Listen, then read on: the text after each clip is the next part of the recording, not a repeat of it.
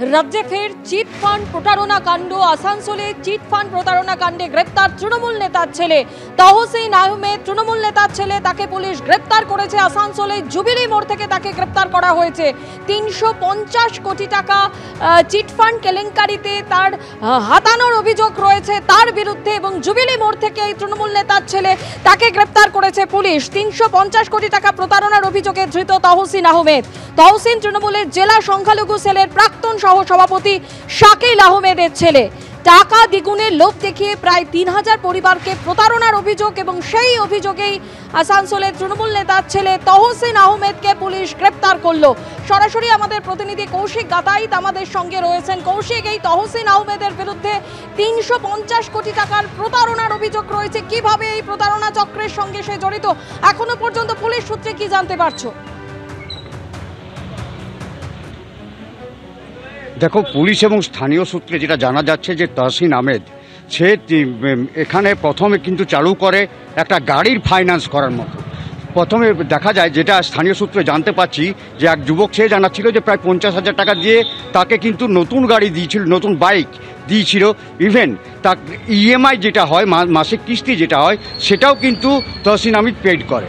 এইভাবেই আস্তে আস্তে সে তার জাল বিস্তার করতে শুরু করে এবং এলাকায় তার বিশ্বাসযোগ্যতা অর্জন করে। এই বিশ্বাসযোগ্যতা অর্জন করতে তার যা যা করণীয় সে তাই করেছে। এবং দেখা যাচ্ছে 2020 সাল থেকে 2025-এর ফেব্রুয়ারি পর্যন্ত বিভিন্ন জনকে বিভিন্ন টাকা সে দিয়ে গেছে। হ্যাঁ, প্রদীপকে একটু দেখাতে বলবো। এই হচ্ছে আসানসোল নর্থ পিএস। এখানেই তহসিন আহমেদকে আজকে গ্রেপ্তার করে এনে রাখা হয়েছে এবং পুলিশ সজাগ রয়েছে যাতে কোনো অপ্রীতিকর ঘটনা না ঘটে। এবং যেটা জানা যাচ্ছে তহসিন আহমেদের ক্ষেত্রে, যে তহসিন আহমেদ এই ঘটনা ঘটার কিছু পরেই, যখন ফেব্রুয়ারির পরেই সে রটিয়ে দেয় যে তার অ্যাক্সিডেন্ট হয়েছে এবং সে এখন টাকা দিতে পারবে না, সে তার 6 মাস সময় দেওয়া হোক। সেই মতো আগস্ট সেপ্টেম্বর থেকে যে গ্রাহক যারা, তারা কিন্তু চাপ দিতে সৃষ্টি করে, কিন্তু তারপরে সে বলে 20 অক্টোবরের মধ্যে সবাইকে টাকা রিটার্ন করে দেওয়া হবে। কিন্তু 20 অক্টোবর পাইনি, না টাকা দিতে না পারায় সে কিন্তু এখান থেকে ফেরার হয়ে যায়। এরপরই দেখা যাচ্ছে যে গ্রাহকরা এসে বিক্ষোভ দেখায়, তার বাড়িতে ভাঙচুরও হয়। সিসিটিভি ক্যামেরা লাগানো ছিল 4-5টি, সেগুলো ভাঙচুর করে দেওয়া হয়েছে। এবং তারপর তার তহসিনকে পেতে মরিয়া হয়ে ওঠে পুলিশও, এবং তারপরই পুলিশের কাছে একটা অভিযোগ দায়ের হয়। পুলিশ এই মামলায় তহসিন আহমেদ, তার বাবা শাকিল আহমেদ এবং তার ভাই মহসিন আহমেদ, এই 3 জনের নামে মামলা রুজু করে, আর্থিক প্রতারণার মামলা রুজু করে তল্লাশি তদন্ত শুরু করেছে। এবং আজকে সেই মতো সূত্র মারফত খবর পেয়ে এবং মোবাইলের টাওয়ার লোকেশন করে পর্যবেক্ষণ করে আজকে আসানসোল নর্থ থানারই জুবিলি মোড় সংলগ্ন চন্দ্রচূড় মন্দির রয়েছে, সেখান থেকে তাকে গ্রেপ্তার করা হয়। এবং গ্রেপ্তার করার পর শেষ খবর যেটা পাওয়া যাচ্ছে, কিছুক্ষণ আগে, মিনিট 10 আগে পর্যন্ত তহসিন আহমেদকে নিয়ে পুলিশ তার বাড়িতে তল্লাশি চালিয়েছে এবং সেখান থেকে বেশ কিছু নথিপত্র উদ্ধার হয়েছে বলে জানতে পারা যাচ্ছে পুলিশ সূত্রে। কৌশিক, তুমি আমাদের সঙ্গে থাকো। যে ছবি আপনাদের সামনে তুলে ধরছি, তহসিন আহমেদ, তাকে পুলিশ গ্রেপ্তার করেছে চিট ফান্ড প্রতারণা মামলায়। তাকে গ্রেপ্তার করা হয়েছে আসানসোলের জুবিলি মোড় থেকে গ্রেপ্তার করা হয়েছে তহসিন আহমেদ, তৃণমূল নেতার ছেলে তহসিন আহমেদ। তাকে গয়না সমেত গ্রেপ্তার করেছে পুলিশ। শুভেন্দু অধিকারীর পোস্ট করা একটি ভিডিও এই তহসিন আহমেদ কি বলেছিলেন শোনাবো। मैं तहसीन अहमद, सबसे पहले मैं आपसे माजरत चाहता हूं। मेरी बात बहुत तहम्मुल के साथ सुनने और समझने की कोशिश कीजिए। आप लोग से जो वक्त लिए थे, उस वक्त पे हम खड़ा नहीं उतर पाए, उसके लिए हम बहुत शर्मिंदा है और आप लोग से हाथ जोड़ के हम उसके लिए माफी मांगते हैं। ये जो वक्त था 20 अक्टूबर का, तो इस पे हम तो किसी का पैसा नहीं दे पाए रहे, उसके लिए हम दिल से शर्मिंदा और फिर से हम आपसे माफी मांगते हैं। মোট 350 কোটি টাকা প্রতারণার অভিযোগ রয়েছে এই তহসিন আহমেদের বিরুদ্ধে। যারা প্রতারিত হয়েছে তারা কি বলছেন শোনাবো। 15 5% পার মান্থ সুদ হিসেবে ওরা পয়সা আমাদেরকে রিটার্ন দিচ্ছে। 5% ক্যাপিটাল, হ্যাঁ 5% ক্যাপিটাল দিয়ে, ঠিক আছে।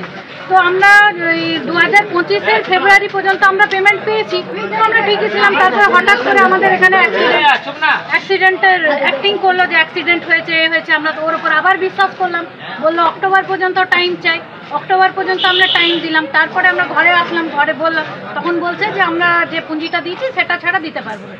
এই তহসিন আহমেদ যাকে পুলিশ গ্রেফতার করেছে, শুভেন্দু অধিকারীর পোস্ট করা ভিডিওতে তাকে একেবারে পরিষ্কার বলতে শোনা যাচ্ছে, আমায় ক্ষমা করবেন, 20 অক্টোবর সময়সীমা ছিল, সেই সময়সীমা পেরিয়ে গেছে, কিন্তু আমি পয়সা ফেরত দিতে পারিনি। তাকে কিভাবে পুলিশ গ্রেফতার করলো? না গয়না সমেত, একেবারে গয়না সমেত তাকে পুলিশ গ্রেফতার করলো। কয়েক লক্ষ টাকার গয়না নিয়ে সে পালাচ্ছিল, অথচ সে হাত জোড় করে ক্ষমা চাইছিল যে টাকা ফিরিয়ে দিতে পারছে না, লোভ দেখিয়েছিল টাকা দ্বিগুণ হয়ে যাবে। চিটফান্ড প্রতারণা কাণ্ডে তাকে গ্রেফতার করলো পুলিশ। শাসক নেতার ছেলে গ্রেফতার, কয়েক লক্ষ টাকার গয়না নিয়ে পালাচ্ছিল এই শাসক নেতার ছেলে। অবশেষে পুলিশের জালে তৃণমূল নেতার ছেলে আসানসোলের জুবিলি মোড় থেকে 350 কোটি টাকা প্রতারণার অভিযোগে ধৃত তহসিন আহমেদ। তহসিন তৃণমূলের জেলা সংখ্যালঘু সেলের প্রাক্তন সহসভাপতি শাকিল আহমেদের ছেলে। টাকা দ্বিগুণ হয়ে যাবে এই লোভ দেখিয়ে প্রায় 3000 পরিবারকে প্রতারণা করেছে সে, এমনটাই অভিযোগ।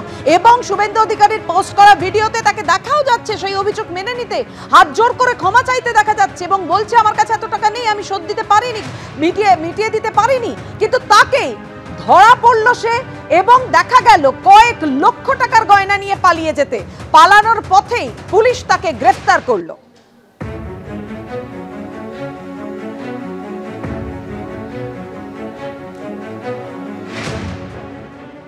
আমরা কথা বলবো রাজ্য বিজেপি সভাপতি শ্রমিক ভট্টাচার্য এই মুহূর্তে আমাদের সঙ্গে টেলিফোনে রয়েছেন।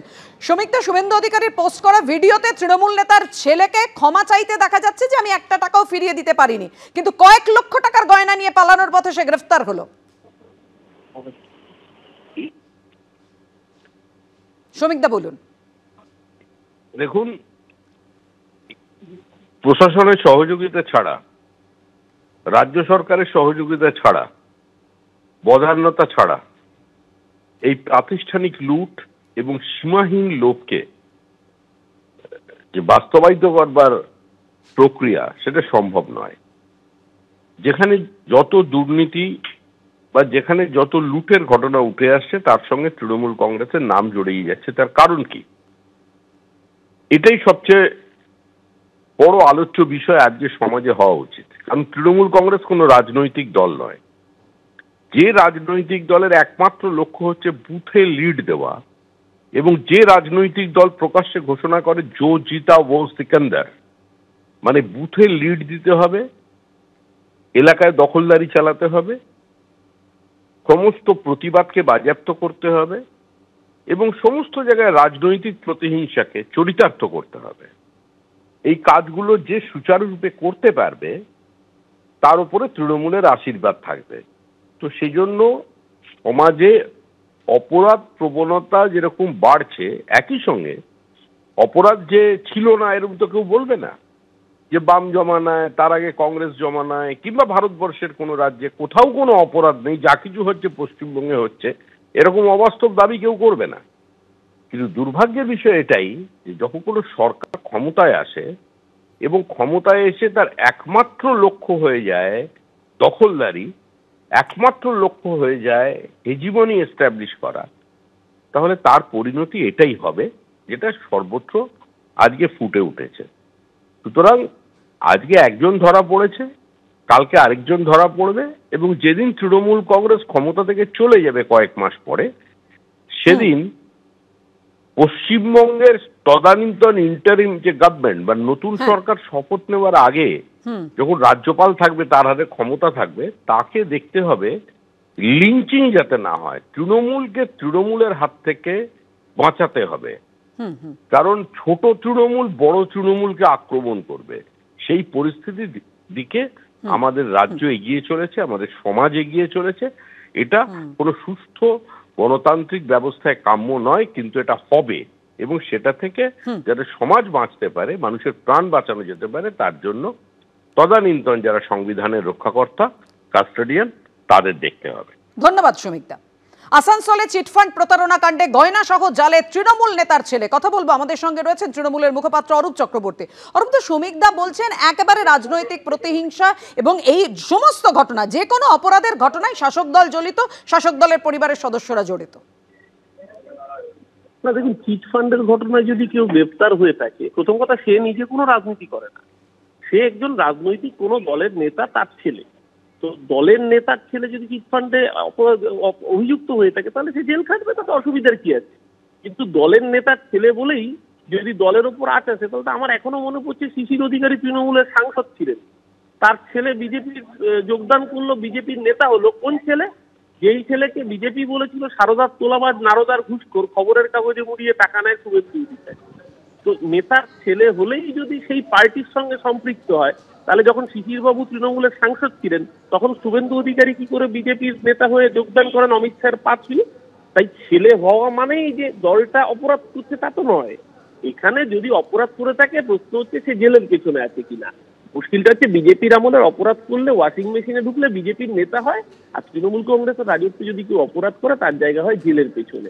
বিজেপিতে অপরাধ করলে বিজেপি মালা দিয়ে বরণ করে, তৃণমূলে অপরাধ করলে জেলে থাকে। তফাৎ তো ছিল, তফাৎ আছে, এবং তফাৎ আছে বলেই বাংলার মানুষ মমতা বন্দ্যোপাধ্যায়ের উপর ভরসা করে। এই যদি চিটফান্ডে দোষী হয়ে থাকে, প্রমাণ হোক, তদন্ত হোক, আদালতে ফাইনাল চার্জশিট পেশ হোক, জেলে থাকুক, কিছু যায় আসে না, জেলের গানই থাকুক। তাতে শ্রমিক ভট্টাচার্য আরো দুটো শক্তি চট্টোপাধ্যায়ের কবিতা আবৃত্তি করুক, আমাদের কোনো আপত্তি নেই। অপরাধ করলে জেলের পেছনে থাকবে, কিন্তু যেন বিজেপিতে যোগ দিয়ে নেতা না হয়ে যায়, পরের দিন যেন বিজেপি আবার ওকে ক্যান্ডিডেটের টিকিট না দিয়ে দেয়, সেই দিকে শ্রমিকবাবুকে নজর দেওয়ার জন্য অনুরোধ করব। ধন্যবাদ অরূপ বাবু।